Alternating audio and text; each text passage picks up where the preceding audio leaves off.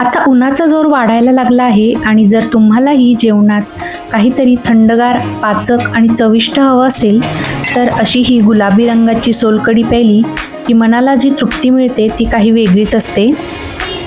अशी ही सोलकढी केवळ चवीलाच अप्रतिम नसते तर आरोग्यासाठीही ती एक अमृतासारखीच आहे।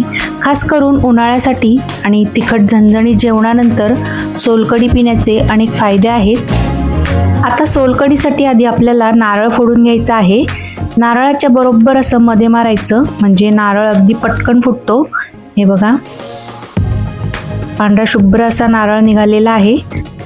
आता सुरीने काय करायचं, नारळ असा थोडासा मोकळा करून घ्यायचा म्हणजे तो पटकन निघतो। आता सोलकढीसाठी आपल्याला नेहमी ताजाच नारळ घ्यायचा आहे, कारण कोकम आणि नारळाचं दूध दोन्ही निसर्गतः थंड आहे। शरीरात वाढलेली उष्णता कमी करण्यासाठी आणि पित्ताचा त्रास दूर करण्यासाठी सोलकढी हा एक उत्तम पर्याय आहे।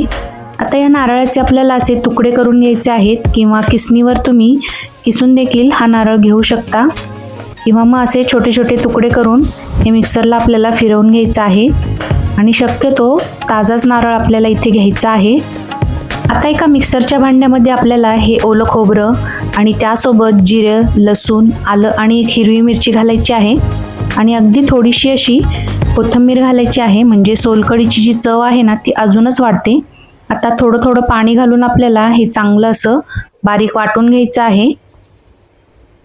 खास करून उन्हाळ्यात आणि तिखट झणझणीत जेवणानंतर सोलकढी पिण्याची मजाच काही वेगळी असते।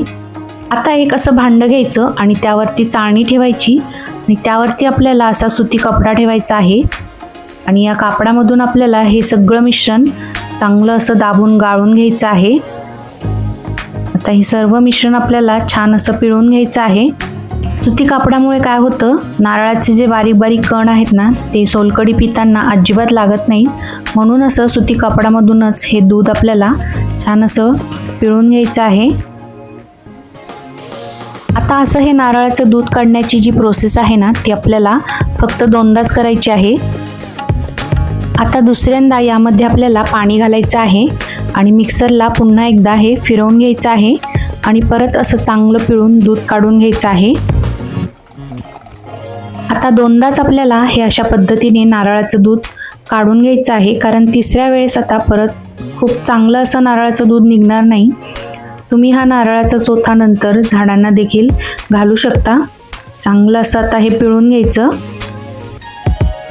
आता या नारळाच्या दुधामध्ये आपल्याला चवीनुसार मीठ घालायचं आहे आणि 3 ते 4 चमचे आपल्याला कोकम आगळ घालायचं आहे।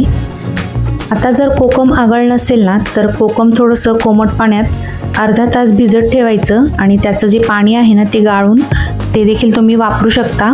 हे बघा, जसं आपण यामध्ये कोकम आगळ घातलं तसा पांढऱ्या शुभ्र दुधाला छान गुलाबी रंग आलेला आहे।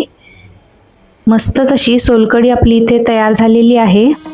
आता जर सोलकढी तुम्हाला थोडीशी चटपटीत हवी असेल तर यामध्ये तुम्ही चिमूटभर साखर देखील घालू शकता।